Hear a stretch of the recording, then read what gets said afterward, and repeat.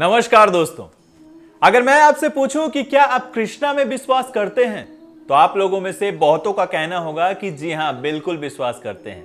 लेकिन वहीं कुछ लोगों का यह भी कहना होगा कि नहीं, हम कृष्णा में विश्वास नहीं करते। ये सारी मंत्रगढ़ंत कहानियां हैं या फिर कृष्णा का एग्जिस्टेंस का कोई प्रूफ नहीं है। लेकिन दोस्तों, मैं आपको बताना चाहूंगा कि ये मंत्रगढ़ंत कहानियां नहीं है।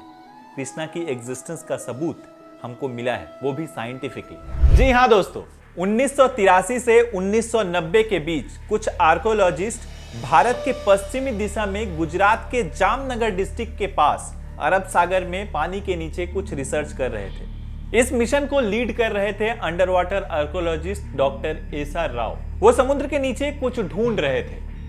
पानी के बहुत नीचे जाने के बाद उन्हें कुछ बड़े बड़े पत्थर मिले, साथ में कुछ मूर्तियां और बड़े बड़े खंभे मिले। जब उन्होंने पानी की गहराई में और जाने का सोचा तो उनको एक बहुत बड़ा शहर मिला। ये शहर और कोई नहीं, ये था कृष्ण का बसाया हुआ शहर द्वारका। द्वारका गुजरात के जामनगर डिस्ट्रिक्ट में बसता एक ऐसा शहर जिसकी मिट्टी भी पावन मानी जाती है। द्वारका हिंदू धर्म के 4 धामों में एक धाम माना जाता है। यहाँ का कण कण कृष्ण की लीला का साक्षी है। द्वारका शब्द का अक्षरिक मतलब है द्वार, इसीलिए इसे स्वर्ग का द्वार भी कहा जाता है। गोमती नदी और अरब सागर के संगम में बसे हुए इस शहर में लोग कतारों में आते हैं, सिर्फ कृष्ण की दर्शन के लिए। लोगों की ऐसा मान्यता है कि कृष्ण यहाँ से अपना राज्यपाट चलाते थे। यहाँ का राजा है कृष्ण, ये साम्राज्य है द्वारकाधीश का। Welcome to Dwarka.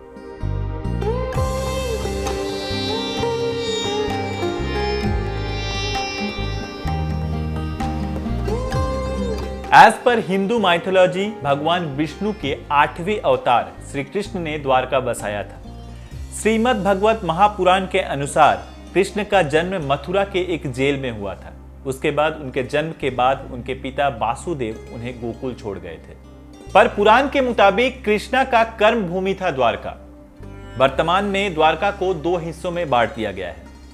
एक द्वारका जो कि बेहद ही खूबसूरत और धार्मिक शहर, और दूसरा है भेट द्वारका जो कि समुद्र के बीच में एक द्वीप जैसा है। लोगों की मान्यता है कि द्वारका से कृष्ण अपना राज्यपाट चलाते थे और भेट द्वारका में अपने परिवार के साथ रहा करते थे। दोस्तों, द्वारका का इतिहास जानने से पहले हमें यह जानना जरूरी है कि आखिर कृष्ण गोकुल छोड़कर द्वारका आए क्यों थे। दोस्तों, जैसा कि मैंने आपको वीडियो की शुरुआत में बताया था कि कृष्ण का जन्म मथुरा के एक जेल में हुआ था और उनके जन्म के बाद उन्हीं के मामा कंस की बुरी नजरों से बचाने के लिए कृष्ण के पिता कृष्णा को लेकर गोकुल चले आए थे, नंद बाबा और यशोदा मैया के पास।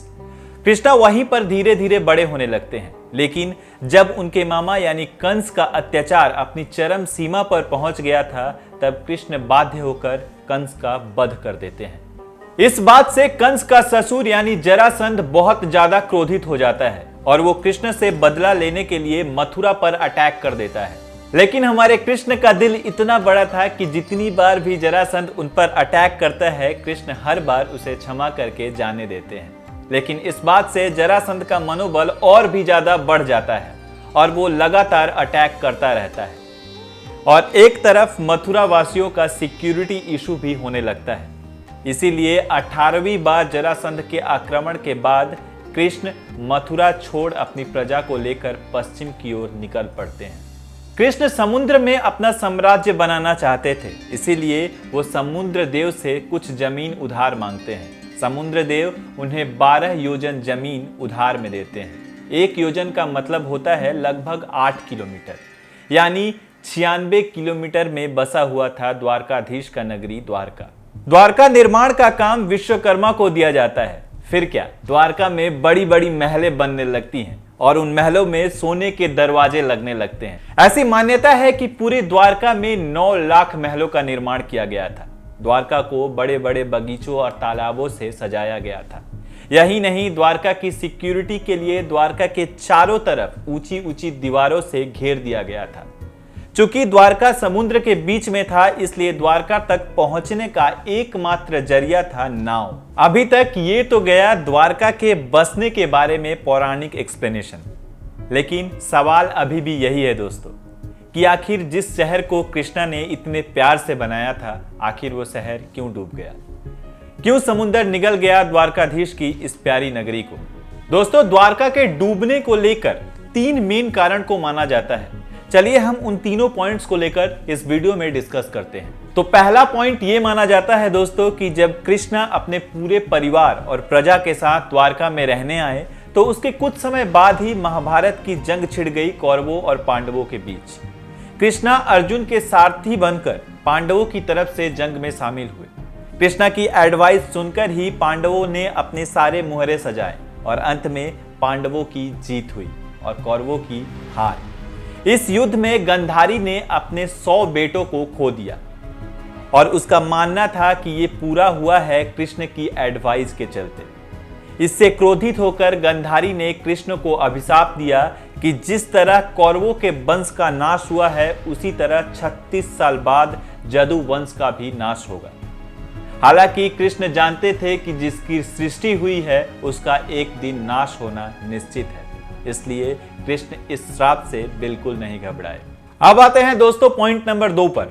एक बार कृष्ण की नगरी द्वारका में कुछ ऋषियों का मजाक बनाया गया और इस मजाक में कृष्णा का बेटा भी शामिल था। उन ऋषियों के सामने कृष्णा का बेटा एक गर्भवती औरत का वेश बदलकर अपने आने वाला बच्चा लड़का होगा या लड़की इस बारे में सवाल पूछता है। लेकिन इस बात की असलियत का पता उन ऋषियों को चल जाता है और वो इस मजाक को अपना अपमान समझ बैठते हैं। इस बात से क्रोधित होकर उन ऋषियों ने अभिशाप दिया कि इस औरत के गर्भ से एक लोहे का मुसल उत्पन्न होगा और उस मुसल से ही जदु वंश का नाश होगा।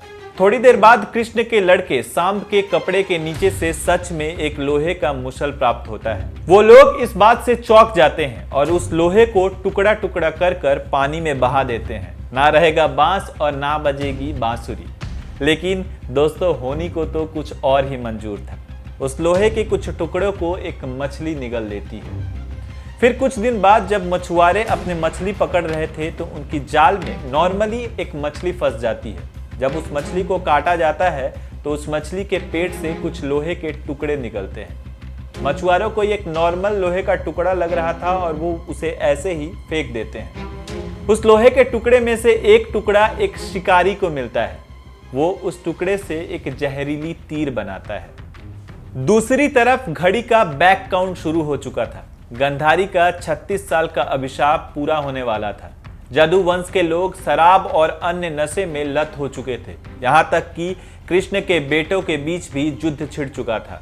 इसी बीच कृष्ण के बड़े भाई बलराम भी बैकुंठ लोक पधार चुके थे।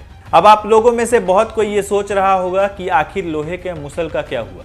अभी तक तो वो मुसल सीन में आया ही नहीं। लेकिन दोस्तों, यही सच होने वाला था ऋषियों का अभिशाप। दोस्तों, जैसा कि मैंने आपको बताया कि कृष्ण के बड़े भाई बैकुंठ लोक पधार चुके थे और जदु वंश के लोग आपस में ही लड़ रहे थे। इस बात से उदास होकर कृष्ण एक दिन जंगल में टहल रहे थे और कुछ समय बाद एक वृक्ष के नीचे आराम करने के लिए बैठते हैं। दूसरी तरफ जारा नाम का एक शिकारी कृष्ण की पैर की अंगुली को हिरन का मुंह समझकर तीर चला देता है।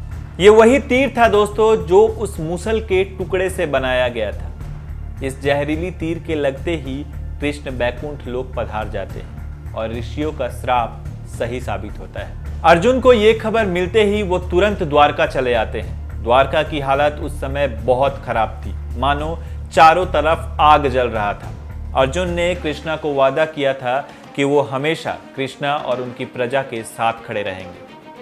अर्जुन कृष्ण की प्रजा और उनके परिवार को लेकर द्वारका से सेफली बाहर निकल आते हैं। पौराणिक कथाओं की माने तो अर्जुन का बाहर निकलने के बाद ही द्वारका पानी के अंदर समा जाता है। दोस्तों, अब बारी आती है तीसरे पॉइंट की। श्रीमद् भगवत महापुराण के मुताबिक कृष्ण ने इसी शर्त पे समुद्र देव से जमीन उधार ली थी कि जब कृष्ण का शासन समाप्त होगा तो ये जमीन समुद्र की प्रॉपर्टी हो जाएगी, यानी समुद्र देव को फिर से अपना जमीन वापस मिल जाएगा। पुराण के मुताबिक 125 साल शासन करने के बाद जब कृष्ण बैकुंठ लोक पधार जाते हैं और कृष्ण का साम्राज्य का अंत होता है तो समुद्र देव अपनी जमीन वापस ले लेते हैं। द्वारका समुद्र में समा जाती है। हिंदू शास्त्रों में डिस्क्राइब द्वारका को पिछले कुछ सालों में मिथ माना जा रहा था, क्योंकि इतिहासकारों को कोई सबूत ही नहीं मिल पा रहा था।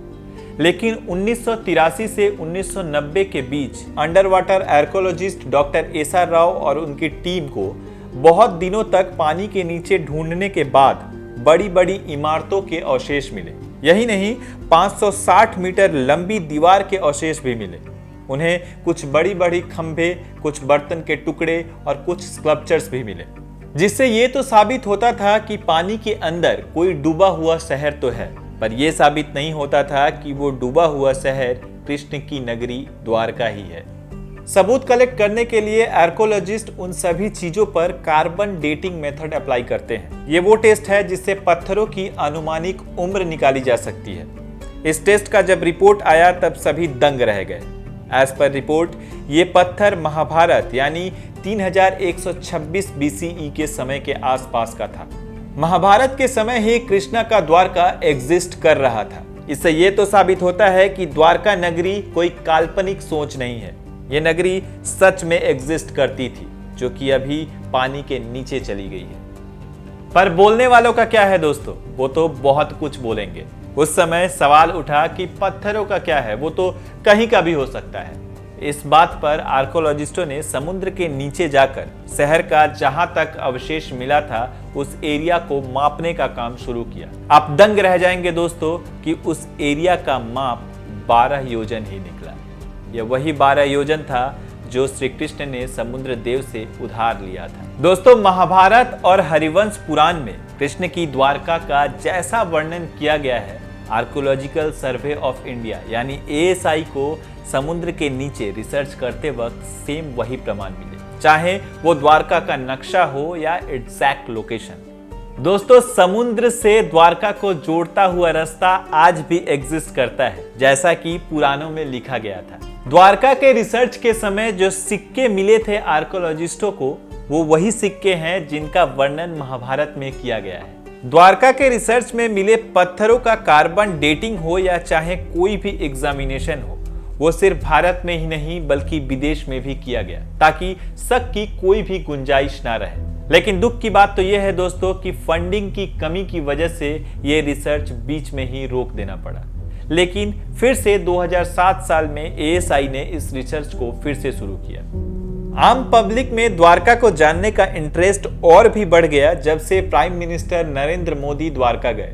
वहां उन्होंने स्कूबा डाइविंग किया और पानी के नीचे समाई हुई श्री कृष्ण की द्वारका नगरी को भी विजिट किया। तब से गूगल में भी द्वारका का सर्च रेशियो बहुत ज्यादा बढ़ गया है।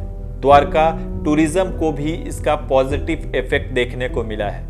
प्राइम मिनिस्टर नरेंद्र मोदी ने भेट द्वारका और ओखा को जोड़ने वाली देश की सबसे बड़ी केबल ब्रिज, जिसका नाम है सुदर्शन ब्रिज, उसका भी इनॉग्रेशन किया। देखिए दोस्तों, ये तो साबित हो चुका है कि द्वारका कोई मिथ नहीं है और ना ही कोई मंत्रगढ़ कहानी। द्वारका कृष्ण की नगरी थी और आज भी ये एग्जिस्ट करती है। इसका बहुत सारा साइंटिफिक प्रूफ हमें मिल चुका है और बाकी की खोज जारी है। ऐसे ही और भी बहुत सारे फैक्ट जानने के लिए हमारे साथ जुड़े रहिए। राधे राधे।